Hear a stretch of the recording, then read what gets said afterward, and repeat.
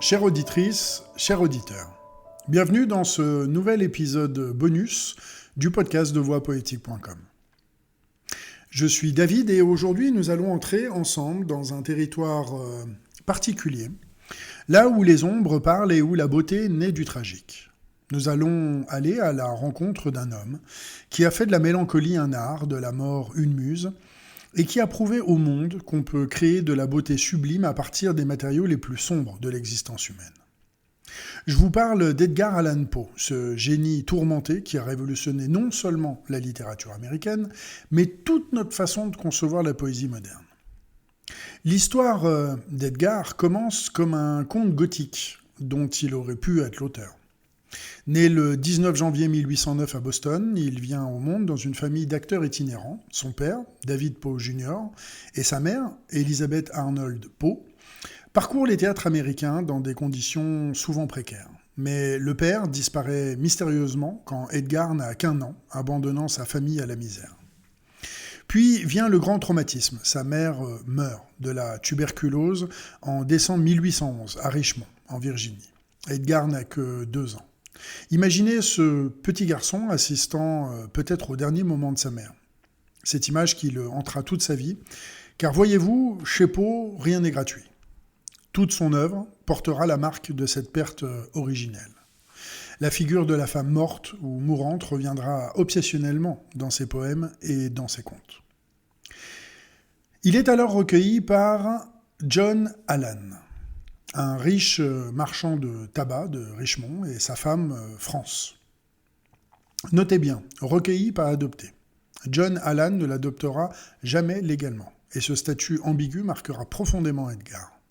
Il porte le nom d'Allan, mais n'en est pas vraiment. Il vit dans l'opulence, mais reste un étranger dans cette famille. Cette ambiguïté identitaire nourrira son sentiment d'être un outsider, un marginal, même quand il fréquente les meilleures écoles. France Allan, sa mère adoptive, semble l'avoir véritablement aimé, et Edgar lui rend cet amour. Mais c'est avec John Allan que les choses se compliquent. L'homme d'affaires pragmatique ne comprend pas les aspirations poétiques de son pupille. Quand Edgar écrit des poèmes au dos des factures commerciales, il y voit de l'insubordination plutôt que du génie. Entre 1815 et 1820, la famille Allan emmène Edgar en Écosse et en Angleterre. Ces années européennes marquent profondément le jeune garçon. Il découvre les paysages brumeux d'Écosse, les ruelles sombres de Londres, toute une atmosphère gothique qui imprégnera plus tard son imaginaire. Déjà à 13 ans, Edgar écrit des poèmes en grande quantité. Son directeur d'école et John Allan le décourage, préférant qu'il se concentre sur des études plus utiles. En 1826, il entre à l'université de Virginie à Charlottesville. C'est un excellent étudiant en langue ancienne et moderne, en littérature. Mais John Allan refuse de lui donner assez d'argent pour ses livres et ses besoins quotidiens. Edgar se tourne vers le jeu pour compenser, s'endette lourdement. Au bout d'1 année, il doit abandonner l'université. Cette humiliation le marquera profondément. Après une violente dispute avec John Allan, Edgar quitte Richmond en 1827. Il a 18 ans. Pas d'argent, pas de perspective. Il se rend à Boston, où il va s'engager dans l'armée sous un faux nom, Edgar A. Perry. Mais avant cela, il accomplit son premier acte véritablement créateur. Il publie, à compte d'auteur, un mince recueil intitulé Tamerlane and Other Poems by a Bostonian. Ce premier livre passe totalement inaperçu. Pourtant, il contient déjà les germes de ce qui fera la grandeur de Poe. Cette fascination pour la beauté idéale, cette nostalgie d'un paradis perdu, cette mélancolie qui transforme la douleur personnelle en vision universelle. Pendant 2 ans, Edgar sert dans l'armée avec distinction. Puis France Allan, sa mère adoptive bien-aimée, meurt en 1829. Il arrive trop tard pour la voir une dernière fois. Nouvelle perte, nouveau deuil qui s'ajoute à celui de sa mère biologique. Comprenez-vous là ici le pattern qui est en train de se dessiner ? Les femmes qu'il aime meurent. Cette répétition traumatique deviendra le cœur battant de toute son œuvre. Grâce à l'intervention de John Allan, il entre à West Point, l'académie militaire. Mais Edgar n'est pas fait pour la discipline martiale. Il se fait délibérément renvoyer en 1831, provoquant la rupture définitive avec son père adoptif. À 22 ans, le voilà seul au monde, sans fortune, sans famille, avec pour seul bagage son génie naissant et sa détermination à vivre de sa plume. Les années 1830 voient l'émergence du véritable Edgar Allan Poe. Il s'installe à Baltimore, auprès de sa tante, Maria Clem, et de sa jeune cousine, Virginia.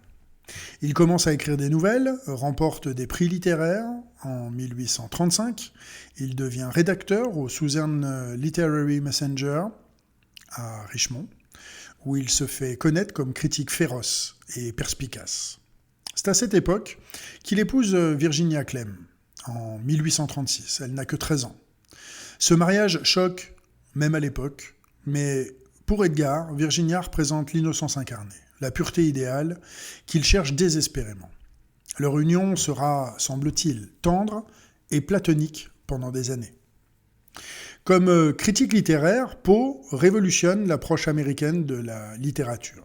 Alors que ses contemporains jugent les œuvres sur leurs mérites moraux ou didactiques, lui développe une critique purement esthétique. Ce qui compte, c'est l'effet produit sur le lecteur, la maîtrise technique, l'unité de l'impression.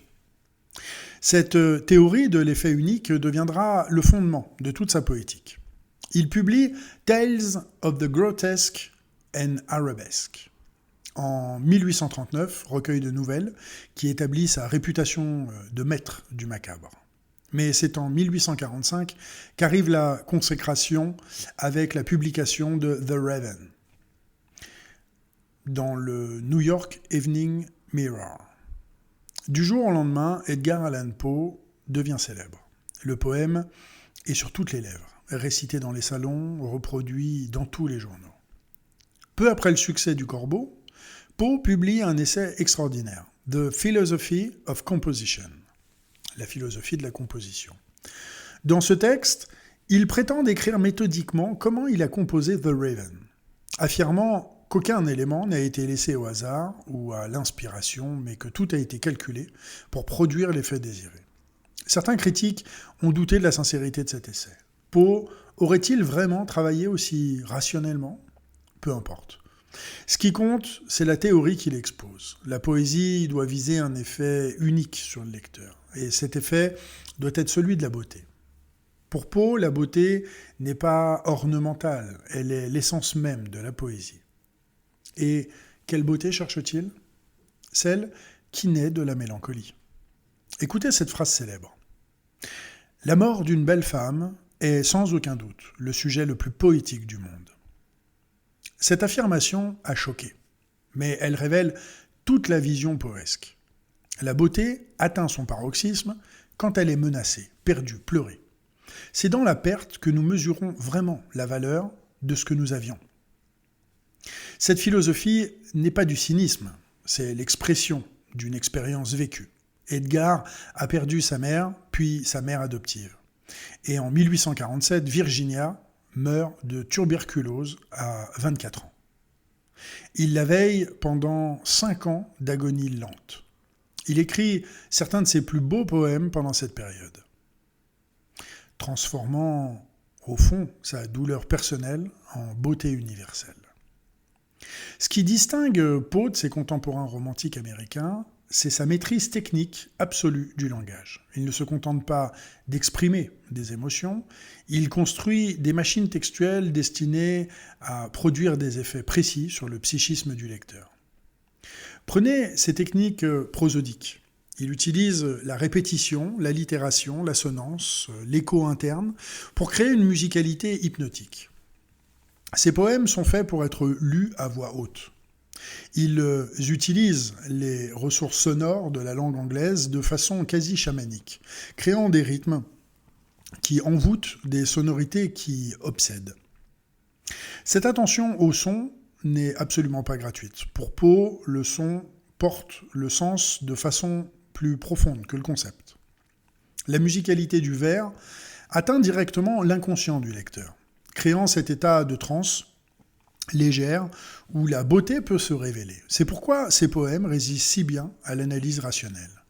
Leur vérité ne se situe pas au niveau du sens conceptuel, mais au niveau de l'expérience esthétique. Il développe aussi une théorie de la brièveté. Un poème, dit-il, doit pouvoir être lu en une seule séance, car l'effet d'unité se perdrait si le lecteur devait interrompre sa lecture. C'est pourquoi il privilégie les formes courtes, concentrées, intenses. Chaque mot compte, chaque sonorité a sa fonction dans l'économie globale du poème. Poe anticipe de plusieurs décennies le mouvement symboliste français. Baudelaire, Mallarmé, Verlaine le reconnaîtront comme leur maître. Qu'est-ce qui fait de lui un précurseur du symbolisme ? D'abord, cette idée que la poésie vise la beauté pure, indépendamment de toute fonction morale ou didactique. L'art pour l'art, dira-t-on un peu plus tard en France. Poe appelle cela combattre l'hérésie du didactique. La poésie n'a pas à enseigner, elle doit émouvoir, enchanter, transporter vers un idéal de beauté. Ensuite, son usage du symbole. Contrairement à l'allégorie, où chaque élément correspond à une idée précise, le symbole poesque reste suggestif, ambigu, ouvert à de multiples interprétations. Le corbeau, dans son poème éponyme, représente-t-il la mémoire obsédante, le destin, la mort, la conscience tourmentée ? Toutes ces lectures sont possibles, et c'est précisément cette richesse polysémique qui fait sa force. Enfin, sa conception de la correspondance entre les différents arts. Pour Poe, la poésie aspire à la condition de la musique. Elle cherche à produire des effets similaires par des moyens linguistiques, rythme, harmonie, variation tonale. Cette idée influencera profondément les symbolistes français qui développeront la théorie de la musicalité du vers. En 1848, Poe publie Eureka, un texte étrange qu'il qualifie de poème en prose. Il s'agit d'une tentative de décrire la structure et l'origine de l'univers. Le livre n'a aucune valeur scientifique, mais il révèle la dimension métaphysique de la pensée de Poe. Pour lui, l'univers tout entier est une manifestation d'une unité originelle qui s'est diversifiée pour pouvoir se contempler elle-même. Toute la matière, toute la conscience aspire à retourner à cette unité primordiale. Cette cosmologie mystique éclaire toute son œuvre poétique. Ses personnages cherchent constamment à transcender la multiplicité du monde pour atteindre une union mystique vers l'absolu. Cette quête métaphysique explique également son obsession pour les états limites de la conscience. La veille du sommeil, le moment précédant la mort, les états altérés par l'alcool ou l'opium. Dans ces moments où la conscience ordinaire se dissout, l'âme humaine peut entrevoir cette unité qu'elle a perdue en naissant. Ces poèmes décrivent souvent ce voyage spirituel vers l'absolu. Les images récurrentes du royaume au bord de la mer, du rêve, de la nuit étoilée, représentent ces espaces intermédiaires où l'âme peut approcher l'infini. La mort elle-même devient parfois désirable car elle promet la réunion avec cette unité perdue. Impossible de comprendre Poe sans parler de Virginia. Leur relation défie nos catégories habituelles. Il l'épouse enfant, la voit grandir, la traite comme une sœur, une fille, une amante idéale. Pour lui, Virginia incarne la pureté absolue, l'innocence presque angélique. En 1842, alors qu'elle chante au piano, Virginia crache du sang. C'est le début de 5 années d'agonie. La tuberculose la consume lentement. Edgar la veille, la soigne avec dévotion. Mais il sombre aussi dans l'alcool et la dépression. Les témoins de l'époque le décrivent errant dans les rues de New York, hagard, parlant tout seul. C'est pendant cette période qu'il écrit certains de ses plus beaux poèmes, sur la mort et l'amour perdu. L'art devient pour lui exorcisme et sublimation. en transformant sa douleur en beauté poétique. Il tente de lui donner un sens, de la rendre supportable. Quand Virginia meurt finalement, le 30 janvier 1847, Edgar s'effondre totalement. Il tente de se suicider au laudanum. Il sombre dans une dépression dont il ne se remettra jamais vraiment. Les 2 dernières années de sa vie seront totalement chaotiques, marquées par l'errance, la pauvreté, les projets littéraires avortés. Le 3 octobre 1849, on retrouve Edgar Allan Poe à Baltimore, dans un état second, portant des vêtements qui ne sont pas les siens. On le transforme à l'hôpital, où il meurt 4 jours plus tard, le 7 octobre, à l'âge de 40 ans. Ses derniers mots auraient été « Seigneur, aide ma pauvre âme ». Les circonstances de sa mort restent mystérieuses. Alcool, rage, congestion cérébrale, empoisonnement. Certains ont évoqué une forme de grippe brutale. D'autres un enlèvement pour le forcer à voter plusieurs fois, pratique assez courante à l'époque. Nous ne saurons finalement jamais vraiment. Cette mort mystérieuse ajoute une touche finale à sa légende. L'homme qui a tant écrit sur la mort obscure, sur les mystères insondables, disparaît lui-même dans le mystère. Son biographe et exécuteur testamentaire, Rufus Griswold, va s'employer à noircir sa réputation, le décrivant comme un alcoolique dépravé et immoral. Cette légende noire collera longtemps à Poe. Pourtant, la vérité est un peu plus nuancée. Oui, Edgar buvait, mais il ne supportait pas l'alcool. Un seul verre pouvait le rendre malade. Ces crises d'alcoolisme étaient rares, mais spectaculaires, ce qui a nourri les rumeurs. L'homme réel était surtout un travailleur acharné, un professionnel méticuleux, un artiste d'une intégrité absolue. Que nous lègue Poe sur le plan philosophique ? D'abord, une esthétique radicale qui fait de la beauté la seule fin légitime de l'art. Dans une Amérique puritaine obsédée par la moralité et l'utilité, il ose affirmer que l'art se justifie par lui-même, qu'il n'a pas à servir une cause extérieure. Cette position anticipe les débats esthétiques qui animeront tout le XXe siècle. Poe comprend que l'expérience esthétique possède une valeur intrinsèque, qu'elle ouvre des dimensions de l'existence inaccessibles par d'autres voies. La beauté n'est pas un luxe, elle est une nécessité spirituelle. Ensuite, il développe une psychologie des profondeurs avant Freud. Ces nouvelles explorent les abîmes de l'inconscient, la dualité de la nature humaine, les pulsions destructrices qui cohabitent avec nos aspirations idéales. Ces personnages sont torturés par leur double nature, déchirée entre raison et folie, amour et haine, vie et pulsion de mort. Cette exploration psychologique ne reste jamais au niveau anecdotique. Poe cherche à révéler les structures universelles de la psyché humaine. Ces personnages excessifs, apparemment pathologiques, révèlent en réalité des vérités sur notre condition humaine. Nous portons tous en nous ces abîmes qu'il explore. L'influence de Poe sur la littérature française est considérable. Baudelaire le découvre en 1847 et se reconnaît immédiatement en lui. Il consacre 17 ans de sa vie à traduire les œuvres de Poe, les faisant connaître en France avec un enthousiasme quasi religieux. Pour Baudelaire, Poe représente le type même du poète maudit. Incompris de son temps, sacrifié sur l'autel de l'art, il voit en lui un frère spirituel qui a affronté les mêmes démons, poursuivi les mêmes idéaux de beauté absolue. Cette identification va créer en France une véritable légende pour Poe. Mallarmé prend le relais de Baudelaire et traduit à son tour les poèmes de Poe. Il y trouve confirmation de ses propres théories sur la poésie pure, sur le langage comme musique, sur l'obscurité nécessaire du vers. Les symbolistes font de Poe leur saint patron, le maître incontesté d'une poésie qui cherche à exprimer l'ineffable.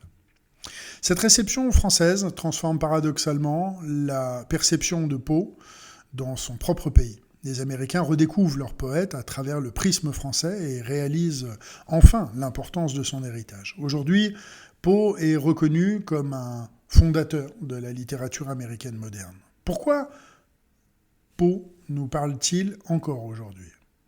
Peut-être parce qu'il a exploré, avant nous, les territoires sombres de la modernité.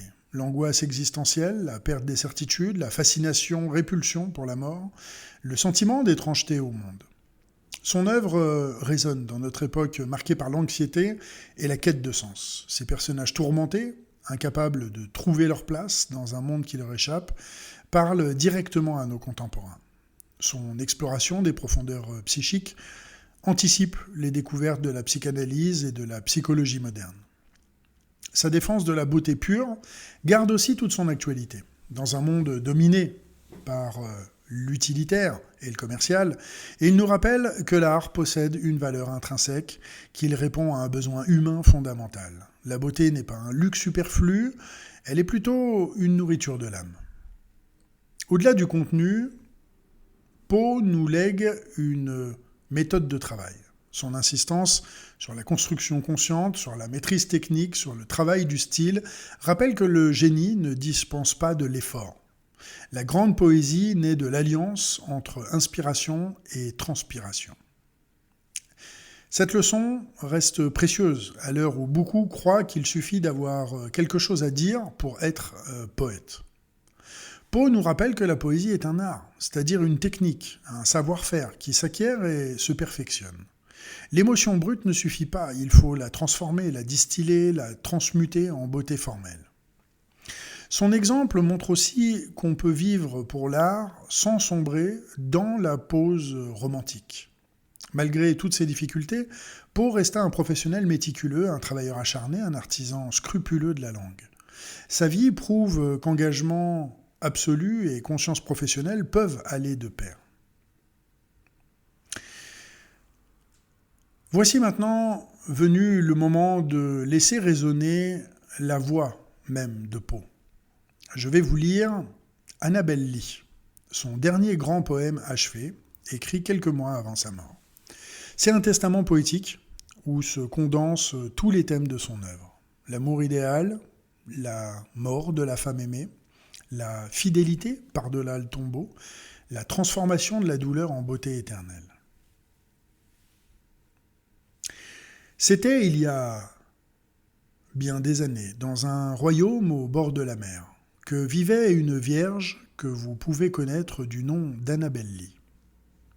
Et cette vierge vivait sans autre pensée que de m'aimer et d'être aimée de moi. J'étais un enfant et elle était une enfant, dans ce royaume au bord de la mer, mais nous nous aimions d'un amour qui était plus que l'amour, moi et mon Annabel Lee. D'un amour que les séraphins ailés du ciel nous enviaient à elle et à moi. Et ce fut la raison pour laquelle, il y a longtemps, dans ce royaume au bord de la mer, un vent souffla d'un nuage glaçant ma belle Annabel Lee, si bien que ses parents, de haute naissance, vinrent et me l'emmenèrent, pour l'enfermer dans un sépulcre dans ce royaume au bord de la mer. Les anges, pas à moitié aussi heureux au ciel, nous enviaient, elle et moi, oui. Ce fut la raison, comme tous le savent dans ce royaume au bord de la mer, que le vent vint d'un nuage durant la nuit, glaçant et tuant mon Annabel Lee. Mais notre amour était bien plus fort que l'amour de ceux qui étaient plus âgés que nous, de bien plus nombreux qui étaient plus sages que nous. Et ni les anges du ciel là-haut, ni les démons sous la mer ne pourront jamais séparer mon âme de l'âme de la belle Annabel Lee. Car jamais la lune ne brille sans m'apporter des rêves de la belle Annabel Lee. Et jamais les étoiles ne se lèvent sans que je sente les yeux brillants de la belle Annabel Lee. Et ainsi, toute la nuit, je reste couché aux côtés de ma chérie, ma vie et mon épouse, dans son sépulcre là-bas au bord de la mer, dans sa tombe auprès de la mer retentissante. Avez-vous pu entendre cette musicalité envoûtante, cette répétition du refrain dans ce royaume au bord de la mer qui crée un effet hypnotique? Est-ce que vous avez pu sentir comment la mort de la bien-aimée, loin de détruire l'amour, l'éternise? Le narrateur ici refuse le deuil normal. Il continue de dormir symboliquement auprès de sa morte. Maintenant, vivant un amour que la mort n'a pu briser. Ce poème révèle tout le paradoxe de Poe. Il transforme la perte, la plus terrible, en affirmation de l'amour éternel. La mort ne peut rien contre l'amour véritable. Cette vision romantique exprime une vérité profonde. Ceux que nous aimons vraiment ne meurent jamais complètement. Ils continuent de vivre en nous, dans notre mémoire aimante. Mais il y a aussi quelque chose de plus troublant. Cette fidélité absolue aux morts ne frise-t-elle pas la folie ? Ce refus du deuil n'est-il pas pathologique ? Poe ne craint pas d'explorer ces zones d'ombre. Il sait que l'amour absolu côtoie toujours la déraison, que la passion véritable défie les normes de la santé mentale. Edgar Allan Poe nous lègue bien plus qu'une œuvre littéraire. Il nous offre une vision du monde où la beauté peut naître des ténèbres, où la douleur peut se transmuter en art, où la mort elle-même peut devenir source d'inspiration. Il nous montre que l'artiste véritable est celui qui affronte ses démons intérieurs et les transforme en beauté pour tous. Dans une époque optimiste et matérialiste, il a osé explorer les abîmes de l'âme humaine. Dans un pays neuf, tourné vers l'avenir, il a chanté la nostalgie et le deuil. Dans une société puritaine, il a fait de la beauté mélancolique son unique religion. Cette intégrité artistique, payée au prix fort, fait de lui un modèle pour tous ceux qui refusent de sacrifier leur vision au conformisme ambiant. Je vous remercie de m'avoir accompagné dans cette exploration de l'univers d'un poète qui compte tant pour moi que Edgar Allan Poe. Le week-end prochain, nous partirons de nouveau vers de nouveaux horizons poétiques. D'ici là, puissiez-vous trouver dans vos propres mélancolies les germes d'une beauté à créer et transformer vos douleurs personnelles en œuvres qui parlent à tous. C'était David pour le podcast de voixpoétique.com.